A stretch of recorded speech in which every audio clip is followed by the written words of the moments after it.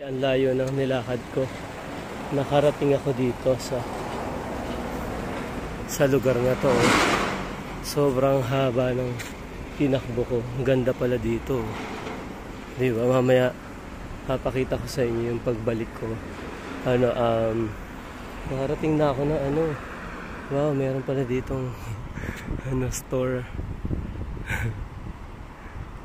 Haba ng nilakad ko. So nakarating na ako dito sa highway na to. Mamaya ipapakita ko sa inyo yung nilakad ko. Medyo mahaba. Tapos may Family Mart na din dito. So yun. May Family Mart. May Family Mart ako napuntahan. So ibig sabihin dito pala sa dulo ng ginaging ko. Pwedeng mag-jogging kasi yung lusot mong dulo pwede na mamili. Yan, may shopping mall, parang shopping mall ba? Basta store siya, tapos may sale pa. Malapit nga ako doon. Hindi ko lang alam kung open na sila, parang close pa. Oo nga, no? May sale sila. Ayan, nakarating ako sa ganito from bundok. Yung dulo pala nitong malapit sa akin ay pala siya, store. So yan, binibidyo ko. Tapos pupunta kasi ako ngayon since may nakita akong Family Mart, pupunta na rin ako sa Family Mart. So tapos papakita ko sa inyo yung nadaanan ko kaninang parang farm siya ng mga farm ng baka. So nakaabot ako doon. Puro farm yung nadaanan ko, and then dito sa pinakadulo highway after 1 hour nag-jogging ako, at saka walkathon, tapos slow walk lang. May gym din pala dito sa dulo nito. So yan, tapos ito yung Family Mart. So at least alam ko na yung dulo nito. Sulit na yung 1 hour na jogging exercise. Meron ng Family Mart. So yan, mamaya ulit mga tropa pips, papakita ko sa inyo yung pinuntahan ko kaninang na ginagingan ko. Putulin ko na muna to. Ayan po mga tropa pips, naglalakad na ako dun sa tinakbuhan ko kanina, kagaya na na-mention ko. Ngayon kasi kanina sobrang lilim, medyo umaambon. Ngayon after 1 hour na siya, sumikat na yung araw, sobrang init na uli. So medyo mahaba-haba yung lalakarin ko, mga less than an hour. Lakad na lang kasi pagod na ako mag-jogging So madadaanan natin yung farm, na puro farm lang talaga. So iba-iba kasing lugar yung tinatakbuhan ko, iba-ibang side yung tinatakbuhan ko. Pag natakbuhan ko na the following day, iba naman yung hahanapin ko para makapag-jogging ako. So ngayon naman, ito puro farm yun na lakaran ko, puro mga plants talaga yung mga farm dito. And then meron ako nadaanan na mga baka. Sobrang dami ng baka. So talagang farm talaga siya. And meron din akong nadaanan na sobrang laki ng bahay. Ito na yata yung bahay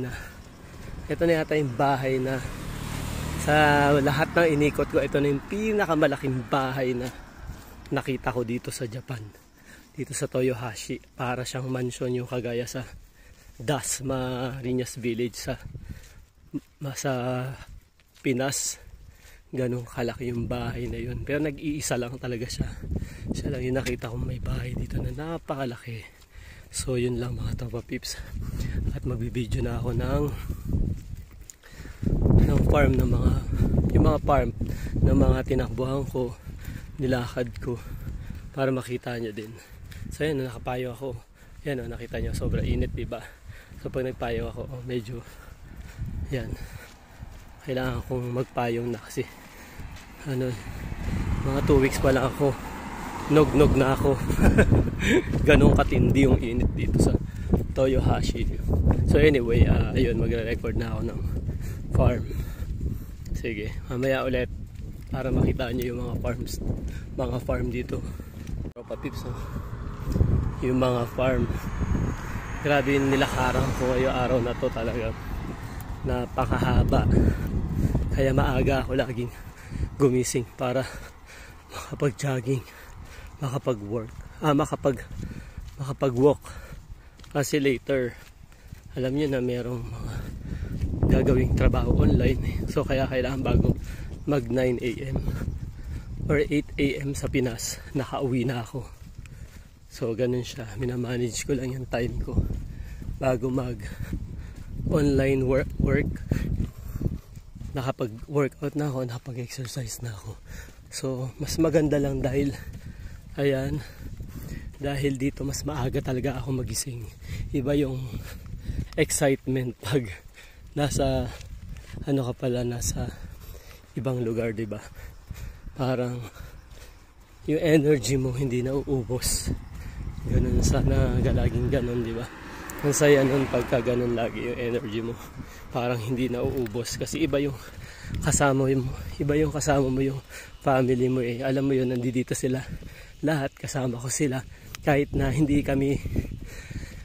isang kapatid namin ay may trabaho siya, so iba yung place ng tinitirahan niya, but every now and then pupunta siya dyan sa bahay. Alam mo yung feeling na kasama mo yung family mo, diba?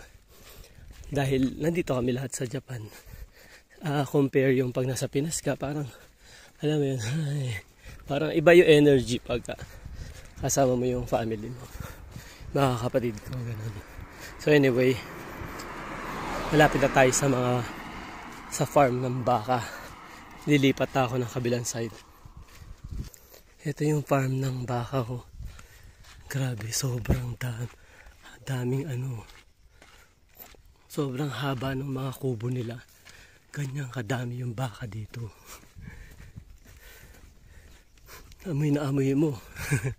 Tapos ayun ata yung mga tangke na yon. Nakita niyo yung mga tangke na yan. Siguro dyan ba inilalagay yung gatas? Kala ko dyan. Ewan ko lang, hindi ko lang alam kung dyan nilalagay yung gatas na mga baka. So ayun yung mga baka ko. I-zoom ko kasi hindi naman ako makakalapit doon. Ayan o, diba? Nakita niyo ba yung mga baka? Ayan o. Diba yung mga baka? So yun yung mga baka. Ayan o, ang dami o. Nandito sa gitna yung mga baka nila o. So yan o. Nakikita nyo ba yung mga baka? Ayan o. Grabe yung farm dito, no? Kasi in farm talaga. Dali. Ino-zoom out ko lang. Yan. So yan yung mga farm ng baka. Tapos lahat dito farm na oh. Diba? So lahat ng nadaanan ko dito farm na. The whole time na nag-jogging ako, nag-walk ako, puro ganyan dito. So tapos tahimik talaga. Pero dun sa kabilang side, ayun oh, dun may mga bahay. Ayun, ang lalaki ng bahay nila oh, yun oh. Meron pa palang isa dun, sobrang laki ng bahay. Pero medyo malayo dito sa highway. Parang bahay ng mga billionaire. Grabe yan o. Ayun o. Dito o. Mga baka o. Makagalit kaya sila. Parang gusto kong videoan yung baka nila. Yan o. Yan o. Yan yung mga baka nila o. Grabe yan o. Ang dami. Tapos may naglilinis doon. Yan o. Ewan ko lang kung bawal na kasi. Nakikitingin lang naman ako sa mga baka nila. Yan o. Yan o. Parang tahimik yung mga baka. Ang lalaki ng baka nila. Sobrang tataba. Grabe yan o. Ganun ka-healthy yung mga baka nila. Ganun din kainit. Sobrang init.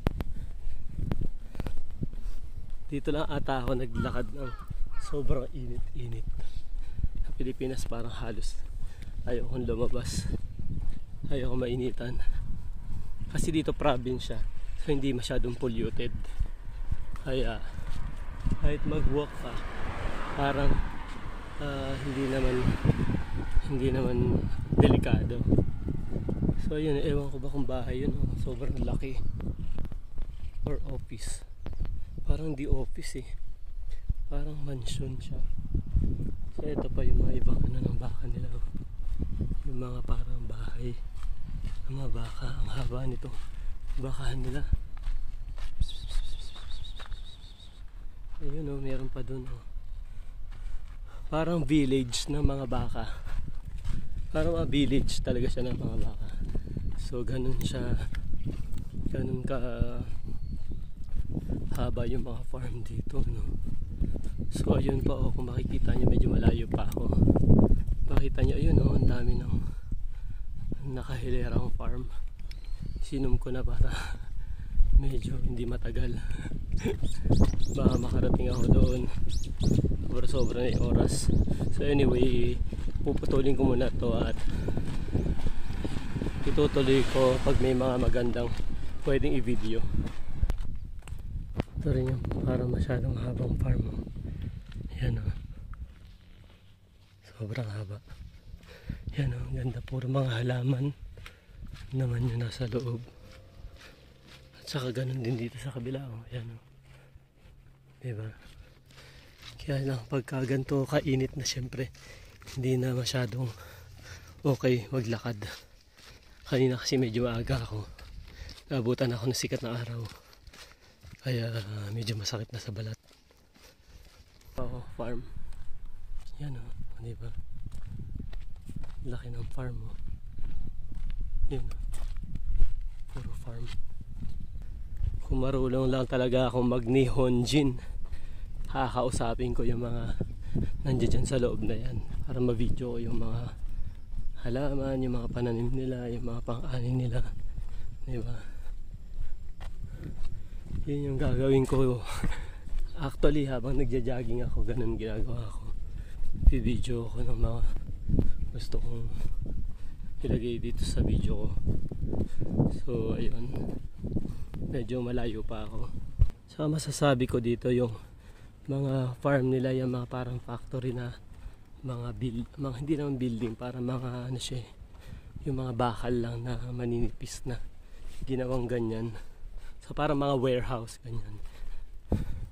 Warehouse igagay sa atin yung mga factory talaga mauusok. Ito wala, kasi puro halaman lang, puro plants, vegetable lang yung mga businesses nila dito sa sa Japan. More on mga parang mga safe sa environment ang bawat isa. So yun, videoin ko. Pangalan ng isa ay yan, Gorito Mato. So yan yung pangalan ng nadaanan ko. Yan, medyo kumulimlim na, so hindi ko na kailangan magpayong. So yan ang duwag. Maraming space talaga dito sa malapit sa bahay namin. Hindi naman ganun kalapit, mga 1 hour walk ako eh. So ayun, yan, lilipat ako dito sa kabila kasi syempre para safe. Mamaya may mga ahas dyan eh. Diba? Dito walang mga halaman, dito puro puno. So para safe ako dito ako sa kabila naglakad. May bigla na lang tumuklaw dito sa akin.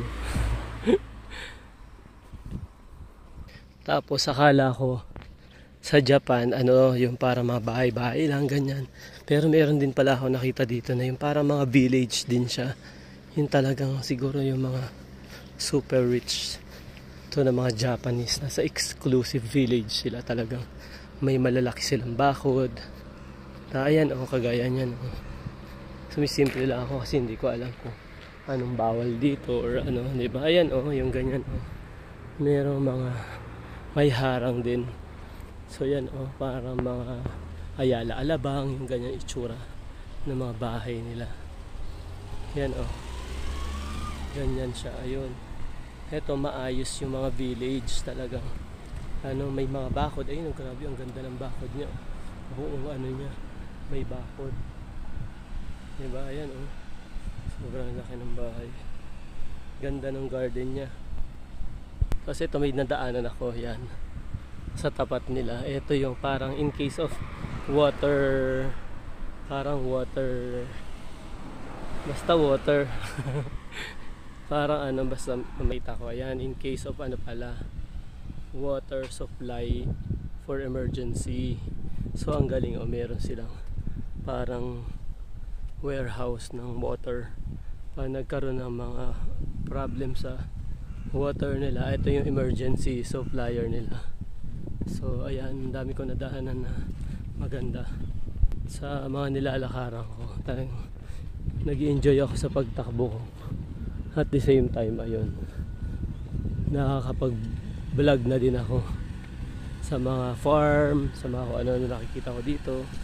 So alam niyo yun, nai-enjoy ko yung pagja-jogging ko. Hindi parang nag-exercise na ako, nag-exercise ako na nai-enjoy ko yung tinatakbuhan kong environment. Kasi nga, ganun kaganda, safe, at saka walang pollution. Yan, oh, meron din silang taniman ng mga ampalaya. Oh, wow, may ampalaya, oh. Yan, oh, ampalaya. Tapos meron silang gabi. Yan, oh, kung pwede lang kumuha dito. Baka mahuli ka. Yan, oh, may gabi din sila. Lahat ata ng klase ng gulay meron din dito. Pero hindi tayo basta pwedeng pumitas. Kasi may may-ari na yan, may may-ari niya mga yan. Hindi kagaya dun sa atin sa Pilipinas, kung saan lang tumutubo yun, mga dahon ng talbos ng kamote, ampalaya, ganyan. Kung saan may tumutubo, pwede mong pitasin. Dito hindi, talagang may nagtatanim, kaya hindi ka basta-basta pwedeng kumuha. Kung ayaw mong makita ka dun sa kulungan. Kulungan agad eh, no? Ayan, no, farm din yan, no? Diba? So lahat ng nilakaran ko puro farm. So medyo mahaba-haba pa ilalakarin ko. Ayun, sobrang layo pa. Ito din, no, farm ng mga halaman naman siya. Siguro binibenta nila itong mga halaman. Ayan, no? Sobrang dami. Yan, no, yung mga farm nila. Hindi lang ako makapasok eh, kasi hindi ako marunong mag-Nihongo. Hindi ko makakausap ng maayos yung mga Japanese. Ayan, o.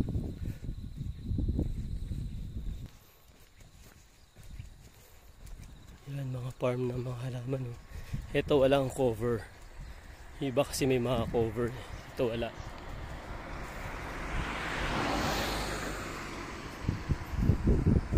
Ayan, ang dami. Yan, o. Farm din yan, o.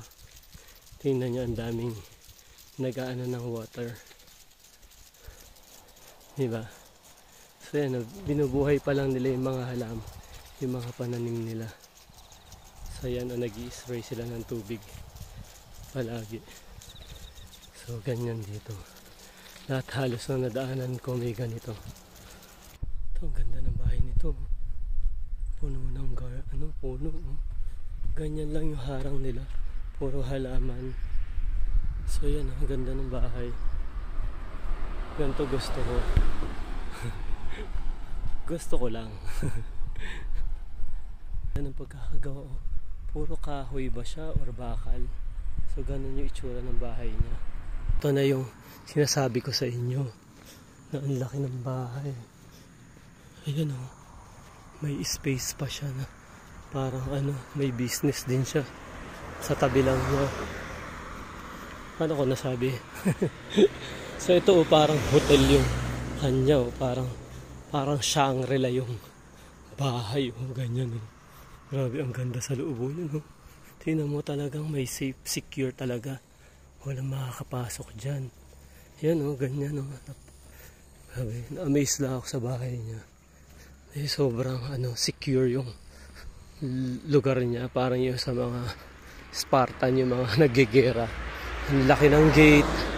Hindi mo basta-basta mapapasok. Ayan, oh. Grabe, oh. Ayan, oh. Yun ang mga sandali. Dito ako tatawid ako sa kabila kasi gusto kong ma-video yung bahay niya. Ayun, oh. Nasa taas. Grabe yung bahay niya. Ito yung na-amaze ako kanina. Nadaanan kong bahay yun. Ito yung ang laki ng gate. Parang palasyo yung bahay niya. Ayun lang, nakakatuwa lang. Ang dami ko nakikita mga iba't ibang klase ng bahay dito sa Japan. Kaya maganda. Kasi yan, may truck pa. Tingnan nyo yung truck. Diba? Mga araro.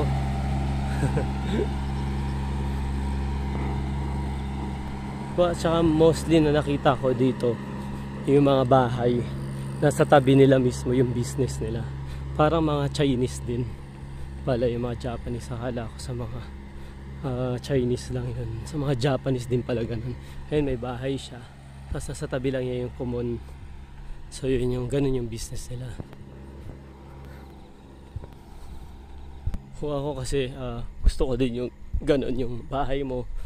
Eto, tapos sa tabi lang yung business kasi para hindi ka na mamamasahe. Alam mo yun, nandyan ka na agad. Tsaka yung mga farm, gusto ko yung may space ako ng mga tataniman, yung para sa personal na gamit lang, para puro fresh yung vegetable na kakainin ko. Ayan, may chicken, fish, yung mga ganon.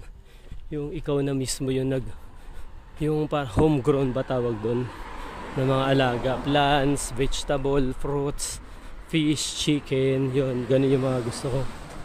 Yung ako mismo yung kung may space, yun yung gusto ko. Na ako sa inuuwian kong bahay, mga tropa peeps. So ayan po. So puro straight lang yung nilalakaran ko para straight, pag uwi ko straight lang din. Hindi ako masyadong mahihirapan hanapin yung lugar.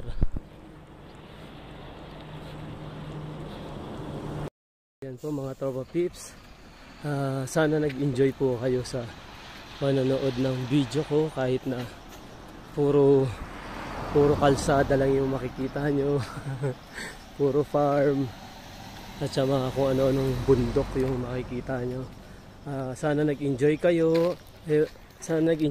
And have a good day everyone, and keep watching mga tropa peeps. God bless you all. Heart, heart, heart.